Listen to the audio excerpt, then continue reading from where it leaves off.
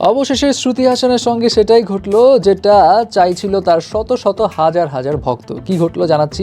এদিকে আবার দিশা পাটানির জন্য তার রিউমার বয়ফ্রেন্ডের প্রেম দেখি উপচে পড়ছে। এন্ড ফাইনালি থাকছে বলিউড কি তাহলে প্রভাসকে বারবার নিচে নামানোর চেষ্টা করছে, তাকে ছোট করে দেখাচ্ছে। খেপলো প্রভাসের সাউথের ভক্তরা। এখন এখানে কাহিনীটা কি সেটাও বলছি। প্রথমেই আসি শ্রুতি হাসানের কাছে। শ্রুতি হাসানের তাহলে হয়ে গেল ব্রেকআপ তার বয়ফ্রেন্ড শান্তনু হাজারিকার সঙ্গে। এখন এই ব্রেকআপের খবর পেয়ে কারো বিন্দু মাত্র কোনো দুঃখ নেই, বিশ্বাস করেন, কারণ এই ব্রেকআপটা চেয়েছিল হাজার হাজার ভক্তরা লম্বা সময় ধরে। সো ফাইনালি যেই চাওয়াটা সেটাই সম্পূর্ণ হলো। সম্প্রতি দেখা যায় শ্রুতি এবং শান্তনু একজন একজনকে ইনস্টাগ্রামে আনফলো করে দেয়, যার পর থেকেই গুঞ্জন। কিন্তু এখন বিভিন্ন মিডিয়া রিপোর্টস থেকে জানা যায় শান্তনু এবং শ্রুতির মধ্যে ব্রেকআপ হয়ে গেছে গত মাসেই। পার্সোনাল রিজনে তাদের ব্রেকআপ হয়, কি অ্যাকচুয়ালি সেই পার্সোনাল রিজন সেটা সামনে আসেনি, শ্রুতিও বলতে নারাজ।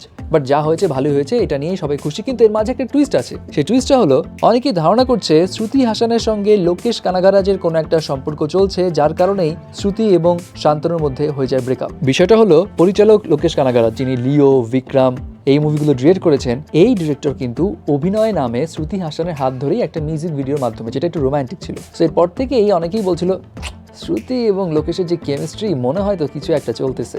সো এই কারণে দুয়ে দুয়ে অনেকে চার মিলাচ্ছে। অনেকে ধারণা করছে হয়তো লোকেশের সঙ্গে শ্রুতির এখন কোনো কিছু চলছে। ওয়েল, এটাই সবাই চাইছে অ্যাকচুয়ালি, যে কিছু একটা চলুক, না চললেও জোর জবরদস্তি চালাই দিবে বোধ হয়। এবার আসছে দিশা পাটানির কাছে। আরেকদিকে দিশা পাটানি টাইগারকে ছেড়ে তো অ্যালেক্স এই লোকের প্রেমে মজেছে, এমনটাই গুঞ্জন এসেছিল। এই গুঞ্জনের মাঝে আবার দেখা গেল নতুন এক ভিডিও, যেখানে অ্যালেক্সের সঙ্গে দিশা গেছিল ডিনারে, কিন্তু মাঝখানে কাবাবে হাড্ডি ছিল দিশার বেস্ট ফ্রেন্ড মৌনি রয়, মানে সঙ্গ দিতে গেছিল আর কি। তো এই ভিডিওতে দেখা যায় অ্যালেক্সের হাতে কার জানি ছবি আঁকা, এবং বিষয়টা বারবার কিন্তু শো অফ করার চেষ্টা করছিল, এবং অনেকেই মনে করছে এটা দিশারই ছবি। বাট হেই, ছবিটা দেখে মনে হইতেছে না যে পুনাম পান্ডের ছবি।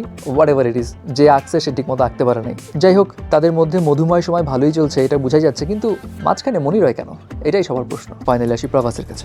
বলিউড কি তাহলে বারবার প্রভাসকে ছোট করার চেষ্টা করছে, স্পেশালি বলিউডের পিআর টিম, মানে নিউজ পোর্টালগুলো? এখানে কাহিনী হলো, সম্প্রতি কোনো একটা নিউজ আর্টিকেলে টাইগার শ্রফের এই যে নিম্নমুখী ক্যারিয়ার, এই ক্যারিয়ারের বিষয়টা তুলে ধরতে গিয়ে টাইগার শ্রফকে প্রভাসের সঙ্গে কম্পেয়ার করা হয়, এবং বলা হয় প্রভাসের যেমন মাঝখানে বাহুবলীর পর বেশ কয়েকটা ছবি সন্তোষজনক ছিল না, তারপর এই যে সালারে যে প্রভাস আসলো এবং সেখানে যে প্রভাসের অ্যাকশন ছাড়া কোনো ডায়লগ কিংবা কোনো এক্সপ্রেশন ছিল না, এটা কিন্তু একটা ভালো দিক ছিল।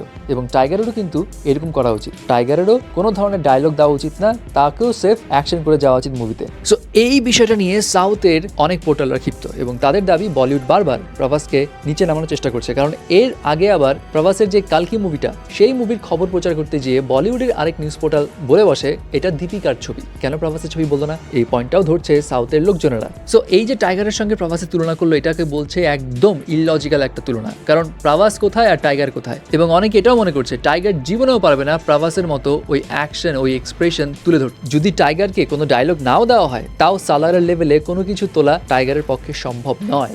যাই হোক, আসলে তুলনাটা একটু অদ্ভুত হয়ে গেছে ভাই।